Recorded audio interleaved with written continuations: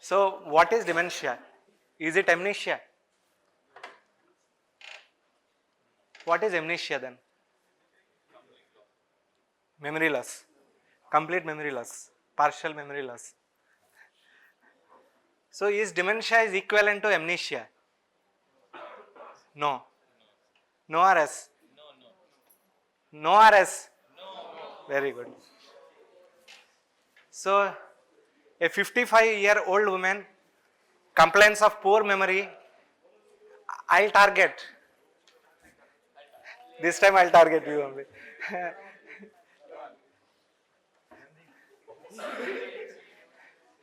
So a 55-year-old woman with complaints of poor memory, low mood and hedonia, and during MSc whenever we ask anything she says I don't know, and these symptoms have been present since 3 months. What is the likely diagnosis?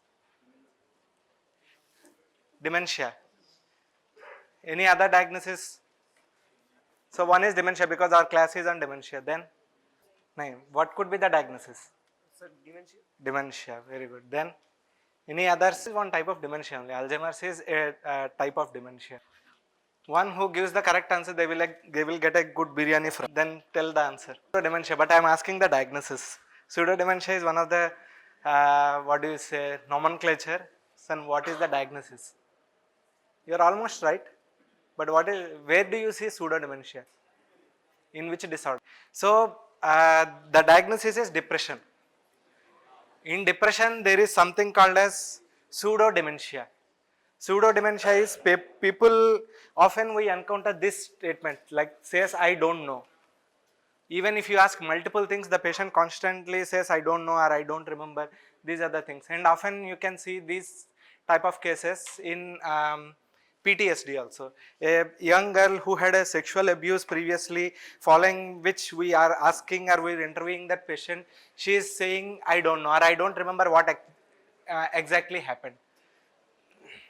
Now a 68-year-old man, progressive memory loss since 2 years, difficulty managing finances, gets lost in familiar places with a poor insight on examination. So what is the diagnosis? So this is a classic case of dementia. Again we have to rule out which type of dementia, Alzheimer's, FTD, PICS, then vascular. So we have to rule out it. So a 75-year-old male brought with acute confusion, TDI of only 2 days, fluctuating consciousness throughout the day, disorientation to time and place, visual hallucinations, recent history of fever and infections, and most likely diagnosis. So many of the times in ICU settings you will see these type of patients. In ICU, psychiatrist often gets referral saying that the patient is behaving very weirdly.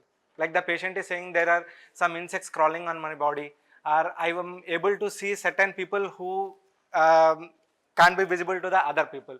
So that is one of the visual hallucinations. And on examination, the patient is not oriented to time, place and person. He don't know like where he was admitted. He don't know the place. He don't know what is the time. So the most likely diagnosis would be delirium. So how to differentiate dementia versus delirium? So as you have seen, the onset of delirium would be very acute, whereas in dementia it is gradual. Course will be progressive, whereas delirium it is fluctuating. Like for the first 10 to 15 minutes the patient will be very disoriented, and after 15 minutes if you ask the patient, then the patient will be oriented. He or she starts saying answers to our questions. So consciousness, it is very clear in dementia, that is very important, whereas in delirium it is impaired. So impaired consciousness or altered sensorium will always be seen in deliria, whereas cleared sensorium or intact sensorium will be seen in dementia. So attention is relatively impact and impaired. Reversibility, usually dementia is irreversible, but there are few reversible causes of dementia we will see, and delirium often reversible. So what is the most common cause of delirium? So in what do you say, in alcohol. So alcohol withdrawal, it causes delirium. So what is the time frame of alcohol withdrawal delirium? So it mostly 72 hours. So 3 to 4 days you are likely to see a delirium in a patient who had quit the alcohol recently. So we will see the definition. So it is an acquired decline in cognitive function. This should be a cognitive decline and global. Global progressive cognitive decline. So it should be progressive. It is not static. It should be progressive. So initially few years back the patient started forgetting the minimum basic things. Now the patient started forgetting the names of the family members. The patient started forgetting where his or her home was. So it should be progressive and global. Global, I mean to say, it is not limited only to certain aspects of the cognitive functions. You know what are the domains in cognitive functions? So a patient comes with memory loss, the patient comes with not able to remember the things, the patient says some difficulty in gait and other things. So how do you try to elicit cognitive functions in a patient? So there are multiple domains in cognitive functions. One would be attention and concentration, sustained attention, then executive functions, abstract ability, judgment and insight. These are the certain domains in, and of course memory. So these are the certain domains in cognitive functions. It should interfere with independence in daily life, like in activities of daily life it should interfere. Not due to delirium or major psychiatric disorders. So we have to rule out delirium and other major psychiatric neuro disorders. And domains includes memory, language, executive functions, visuospatial and behavior. So what are the types of memory? So it is said that it is a global progressive cognitive impairment or decline. So one of the component is memory. So what are the types of memory you know? There are three, very good. One is recent, the other one? Immediate. Remote, very good. So how do you elicit immediate memory? So a patient is in front of you. So that is called a digit repetition test. So there are two types, digit forward and digit backward. So there are certain numbers, you have to write it in a paper before asking the patient. So you have to tell the patient, see I am repeating some numbers, so you have to repeat the same way that I am repeating. So that is digits forward. So we have to start with two numbers, 2, 5, 2, 7, 4. So there should not be any specific order, like it shouldn't be ascending or descending order. You can't maintain those orders. So that's why you have to prepare that chart beforehand before giving to the patient. So that is digit forward. At the same time, digit backward, the patient has to repeat the same digits in the backward. So I'll say 2, 7, the patient has to say 7, 2. So that is immediate memory. How do you elicit recent memory? Okay, so within the last 24 hours, okay, the patient we will ask what food he had, then how did he come to this OPD? So in which vehicle, whether it was the public transport or whether it was their own vehicle, how did the patient came to us? So what did you had in the last night?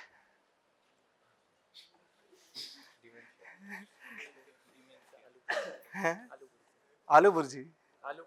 Aloo puri, achha. See, so every time you have to corroborate the information. Maybe we don't know like what he had in that night, what he had in the last night. So you have to corroborate the history with your family members, his family members. So then only you will come to know whether the patient, whatever the patient is saying, right or wrong. So this is recent. What is remote?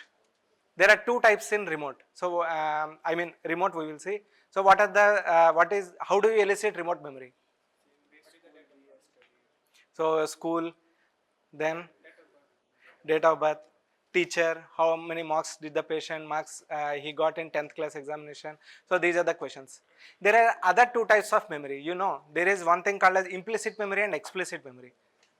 What is implicit and explicit?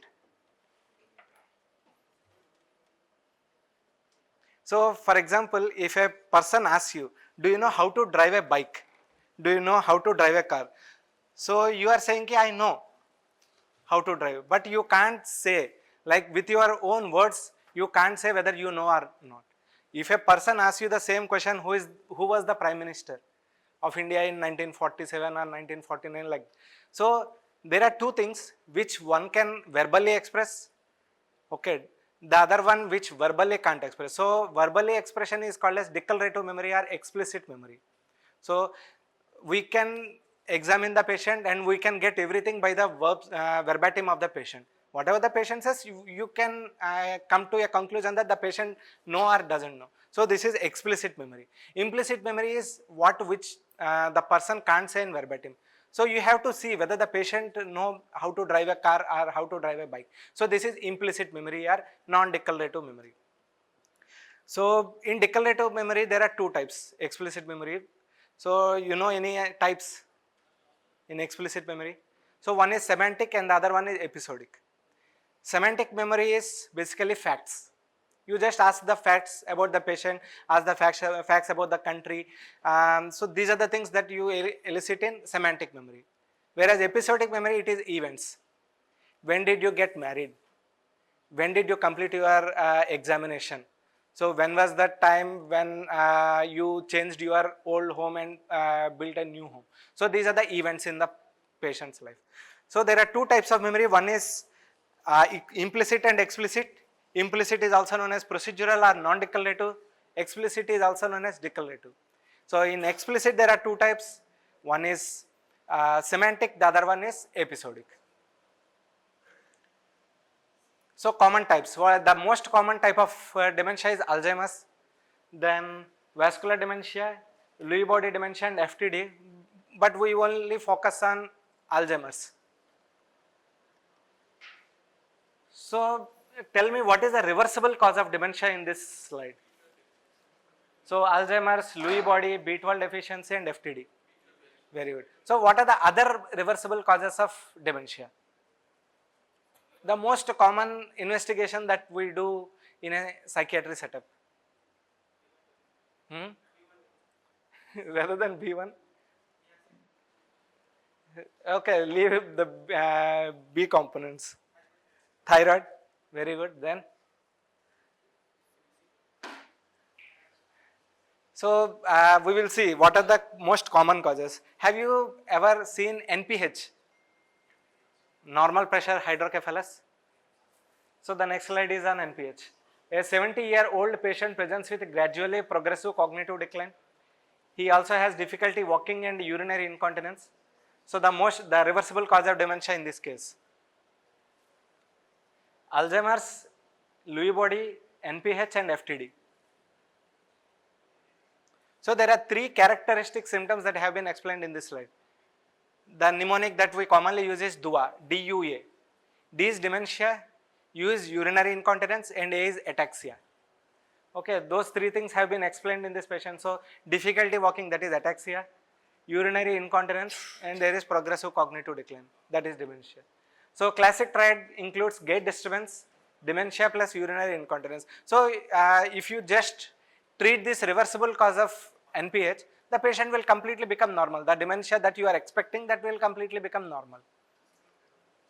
So these are the few reversible causes, which includes vitamin B12 deficiency, hypothyroidism, NPH and of course depression, that is pseudo-dementia. So if we see epidemiology, prevalence has increased with age. Like if the age of the patient is more, high chances that the patient is going to have dementia.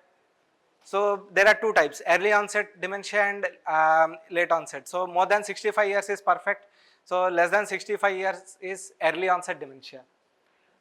Alzheimer's accounts for around 60 to 70%. Then global burden rising with aging population and females are most commonly affected than males.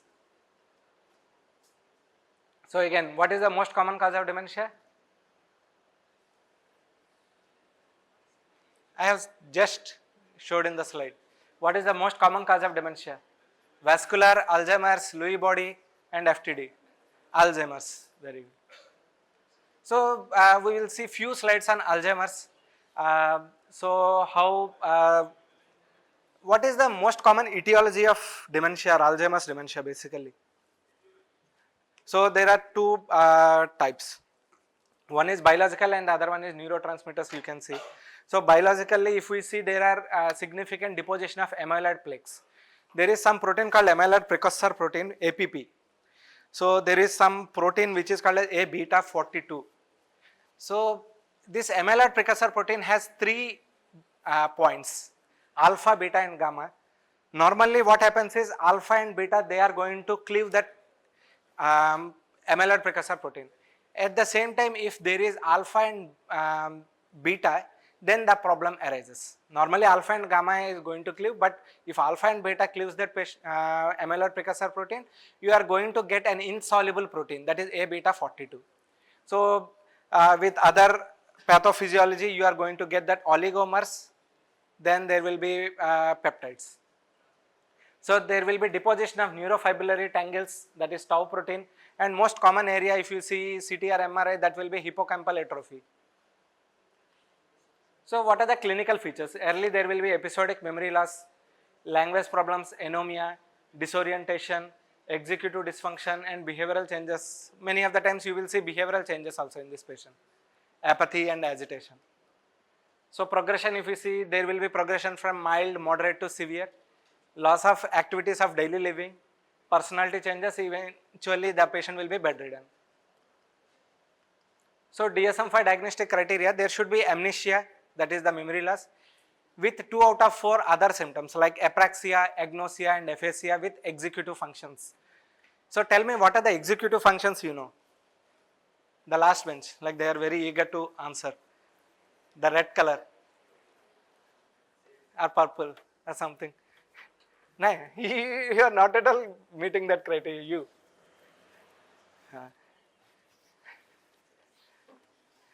Tell me, what question did I ask? Please. Stand up, na. Very good. Huh? So for dementia, I told amnesia should be there, along with amnesia 2 out of 4, that is apraxia, agnosia, aphasia and loss of executive functions. Tell me, what question did I ask in that sentence?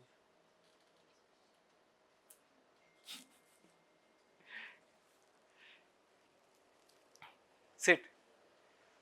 So what is apraxia?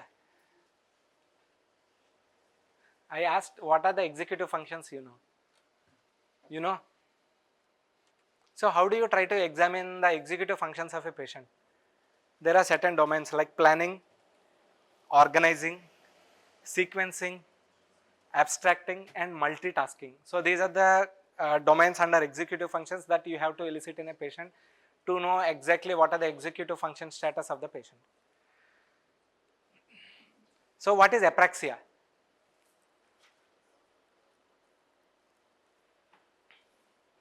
Anyone? Loss of? Okay, learned motor skills, but partially it is correct. But the main thing is the tone. Go on. Go on, it's okay. So, okay. So, the tone and power should be normal. If still the patient is having difficulty in doing the learned motor skills, then we will say it as apraxia.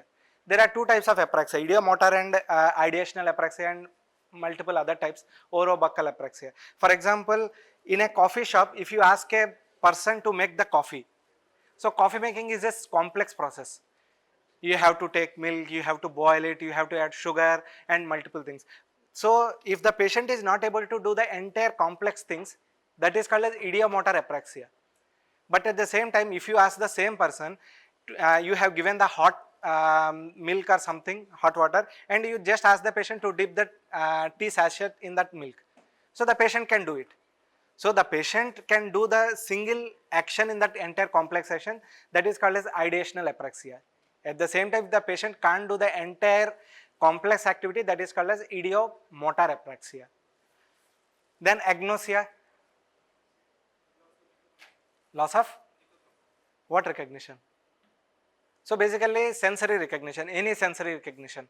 Okay, so there was one movie which I remembered. So in that movie, the person forgets his girlfriend's face. Okay, if, there is one Telugu movie, like recently it has been released in 2025. So every time whenever he sees his girlfriend, so he don't know, like, so the previous day he used to quarrel with her. Okay, at the same time he started to praise her. So she doesn't understand like what's happening. So there is something called as agnosia, followed by a road traffic accident. He started to have this problem. So what is that called as failure to recognize familiar faces? There is a name for it. So normally not able to recognize based on sensory things, that is called as agnosia, but failure to recognize the familiar faces, that is called as prosopagnosia. Prosopagnosia. Okay, so failure to recognize the familiar faces. So every time it should be more than or equal to 1 month. Okay, normally in DSM-5 it says more than or equal to 6 months for the amnesia and other characteristics to present.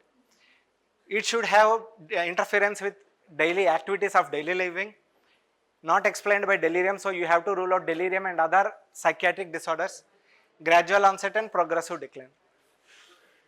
So what are the investigations you would like to do on a patient who presented with dementia, amnesia, apraxia? So basically the apraxia patient, what we will ask in a dementia patient is whether he was able to button and unbutton himself. Okay, so whether the patient is able to wear his shoes appropriately. Normally what happens is he will wear inappropriately, like the right shoe he will wear on the left side, left shoe wear on the right side. So these are the apraxia skills that are lacking in dementia patients. So what are the investigations that you would like to do on a dementia patient? So of course the normal routine investigation, that is CBC. So sometimes anemia could be one of the cause, LFT and RFT, then TFT, vitamin B12 and blood glucose, because we have to rule out delirium. At the same time, neuroimaging is very important. Neuroimaging in case of CT or MRI, but at the same time they are not diagnostic features for dementia. So you can't diagnose a patient based only on MRI. So a patient with Alzheimer's dementia, you have done MRI, you can't diagnose this patient as having Alzheimer's dementia. So it is basically symptom wise, historically and neuro investigations, both have to be correlated. So you can see in MRI there will be significant atrophy. Okay. So the most common lobe that is involved is medial temporal lobe atrophy. Of course you have to rule out tumors and stroke. This is very important. There are certain tools in psychiatry. So we are going to apply on a patient who is presented with dementia, that is MMSE. Anyone can say what is MMSE? Mini mental scoring examination or status examination. Normally MSE is mental status examination, MMSE is mini mental status examination. Who has given this MMSE? Normally for PG, you have to do thesis. So for a post graduation you have to do thesis.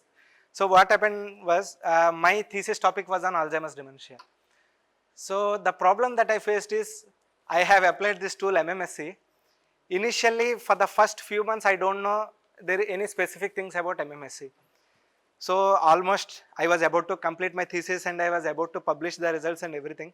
My guide, who is having OCPD, like he is very strict, he is very obedient and he wants even full stop and commas also to be exactly specified. So what happened at that time was, he told me, Santosh, you check whether MMSE is free to use or not. Now I started checking. So in few websites it has shown that MMSE is free, and in few websites it has shown it is paid version. So you have to buy it. Now this MMSE actually developed by Falstein. The problem with this MMSE is you can't use it freely. So, and this is an American scale. So what happened was I have to buy this scale. So I have to buy those 50 scales for my patients. That costed me around 25,000. Now the issue is I had a friend who stays in USA. So I asked him, so there is a scale I need because I can't use my own credit card because it needs separate credit card. So I asked him, can you do it? So he did, and it costed me only $10 or something, around less than $10. Then I asked him, do I need to pay? He said, why you need to pay $10? So that's why I remembered like MMSE and many concepts, because in paid versions you have to be very sure. Then I came to know who has described. So nowadays you have to only use HMSE. What is HMSE? What is HMSE? So in India we can use freely. HMSE. That is same, like here it is M is mini, but in HMSE it is Hindi mental status examination. Okay, that is free to use. So MMSE has 30 components. Okay, so I mean 30 points. Out of 30 points, if the patient is getting more than 24, then you can say that the patient is completely normal. So less than 24 mild, 10 to 20 is moderate, and less than 9 is less than or equal to 9 is severe. So that is very important, how the MMSE is to be applied, what are the components, orientation, attention and concentration, many domains are there. And Mocha. What is Mocha? This is one more tool. Normally we apply on ECT patients. When the patient after ECT, so when the patient comes back to the ward, so we used to apply Mocha. Basically we want to try anterograde amnesia, how much amnesia the patient is currently having. So Mocha is Montreal Cognitive Assessment. It has multiple components like the pictures, designs and multiple things basically that used to elicit memory part. Of course, clock drawing test, which is also one of the important tool for cognitive testing. So management. So what are the management procedures? Like every time I used to see there should be two procedures, two protocols. One is pharmacological and the other one is non-pharmacological. Okay. So tell me, what are the tools that are available for dementia? No, he can't say. He also didn't listen. MBSC. MMSC then. See, he already studied and he is disturbing you. So always in management, it should include two. One is pharmacological and non-pharmacological. So in case of pharmacological, do you know any medications that are available for dementia? The first question that is being asked by a family member of the patient is, can we reverse it? A patient with Alzheimer's dementia who has forgotten their family member's name, who has forgotten where he is currently staying. So if you get the question from the family member, whether this is treatable or not, so what would you say? Then why we are giving the medications? For what? So basically the role of medications is slower the progression. It is not completely going to halt. It is only just slowing the progression of dementia. That's why in psychiatry always it should be both pharmacological and non-pharmacological. So you have to give the medications, at the same time you have to go for non-pharmacological approaches. So in pharmacological, mainly cholinesterase inhibitors. In etiobiology, if you see, in old age patients, there will be significant loss of acetylcholine neurons. You know where the acetylcholine neurons stay? Like what is the origin of acetylcholinergic neuron? So you study those things. They are very important. They are basic things like norepinephrine, serotonin, dopamine. So these are the basic neurotransmitters that you have to know. So acetylcholine, that is nucleus basalis of Manet. Serotonin, that is raphe. So these are the basic things that you need to know. So cholinesterase inhibitors. So basically they are going to inhibit the cholinesterase enzyme. So by inhibiting that cholinesterase, the acetylcholine will be increased. So these are the following inhibitors. They are donepezil and rivastigmine. Most commonly we use donepezil. And NMDA antagonists include memantine. For behavioral symptoms, most of the times the dementia patients present with certain behavioral symptoms like apathy, aggression, violence, delusions, hallucinations, these things will be there. So you have to give antipsychotics, but you have to be very much cautious because antipsychotics are dopamine antagonists. So again you have to see if any outcome of psychotic symptoms are not. Coming to non-pharmacological, always it should be cognitive stimulation therapy.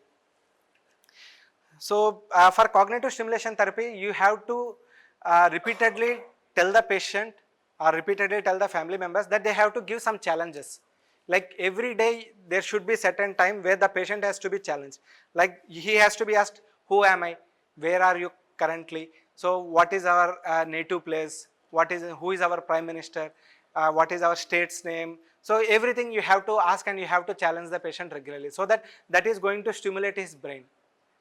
Then caregiver education, always caregiver education is very important because for dementia they will consult multiple psychiatrists, multiple neurologists, but they won't get the specific medicine which will cure completely. So the caregiver education is very important. You have to educate everything, whatever required for that patient. Structured routine, and moreover the dementia patient, as they are forgetting everything, the family members will keep them isolated. They don't want the patient to do any activities, they don't want the patient to be involved in certain problems. So they will basically avoid the patient. So that shouldn't be done. Every time there should be a structured routine, that we will say behavioral activation. In that behavioral activation, from the time he wakes up to the time he goes to bed, there should be a structured routine. So what should be done? There should be some puzzle activities in between, there should be walking, daily exercises, then what should be the sleep duration, everything should be structured. Then environmental safety, this is very important, because if the patient of dementia, if he just goes outside of the home, he can't come back. So in, of course, late stages, that is very important. So environmental safety, you have to see, normally that's why nowadays they are making that tags, like air tag or geotag, they are giving to the patient of Alzheimer's dementia, so that even if the patient gets lost, they will easily get identified with the mobile phone. So this is basically a simple comprehensive slides on Alzheimer's dementia. So if you have any doubts, you can always come.